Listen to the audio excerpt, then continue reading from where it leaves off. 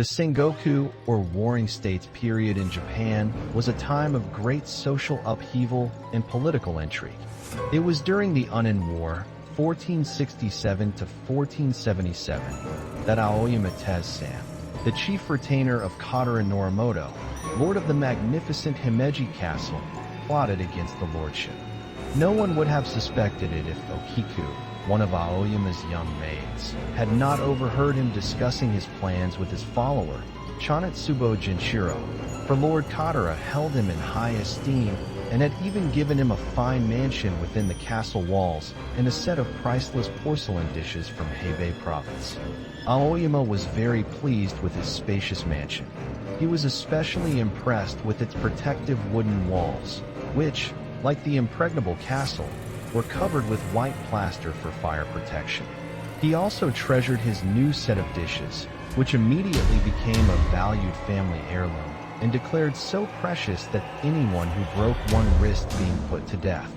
Smitten by the beauty of Okiku, he entrusted the dishes to her safekeeping, which she locked in silk-lined wooden chest.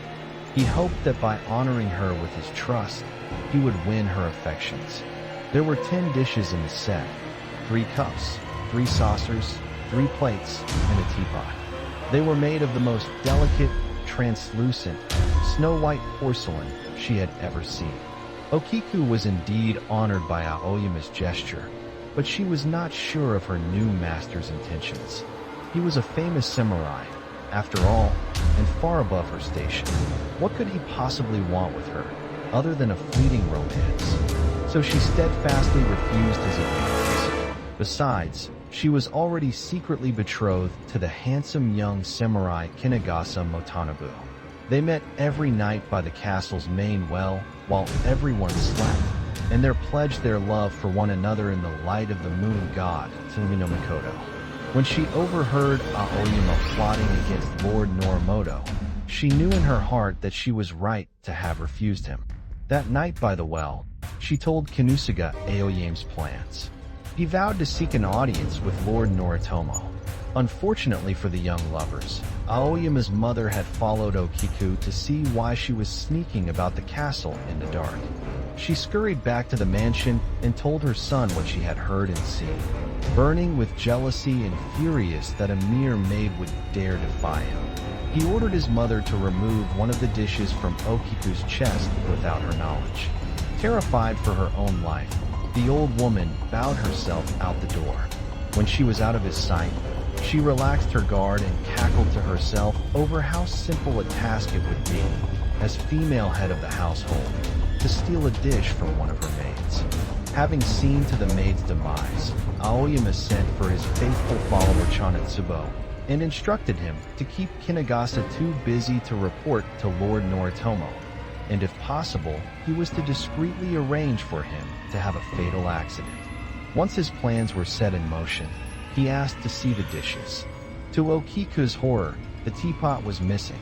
Devastated by her own carelessness, the young maid ran out of the castle and wept by the well.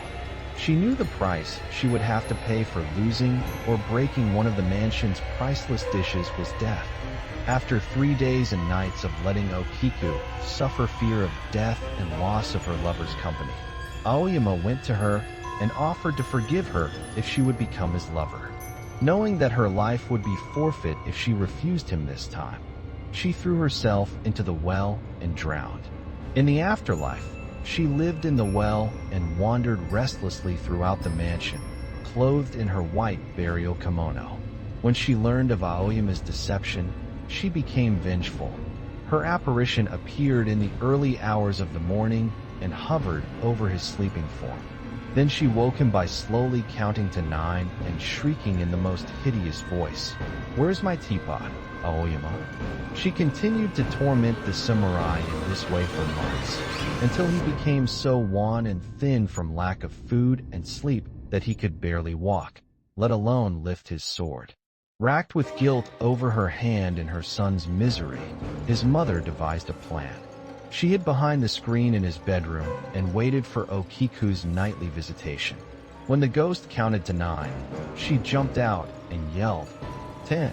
Okiku was so startled by the rude interruption, Her mouth snapped shut, and she could not open it to shriek. Frustrated, she shook her fists and glared at Aoyama, but the old woman stood in front of him and glared back. "Go back to your well and stay there, Okiku," she commanded. "Just look at poor Aoyama. He's not half the man he used to be, and now he's roaming around like one of the living dead. You've had your revenge. Leave us in peace." Okiku listened and nodded, but she was not quite satisfied. She needed one final symbolic act of revenge. She snatched the precious porcelain teapot and disappeared into the well. From that night forward, her sad voice could be heard counting to 9. The locals whisper that if you linger by the well under a full moon long enough to hear her shriek, you will age 9 years and go mad. Many years later, Okiku was enshrined in this city as the goddess of Junisho Shrine. Written by Jabronis, originally uploaded on February 12, 2012. Content is available under CC by SA.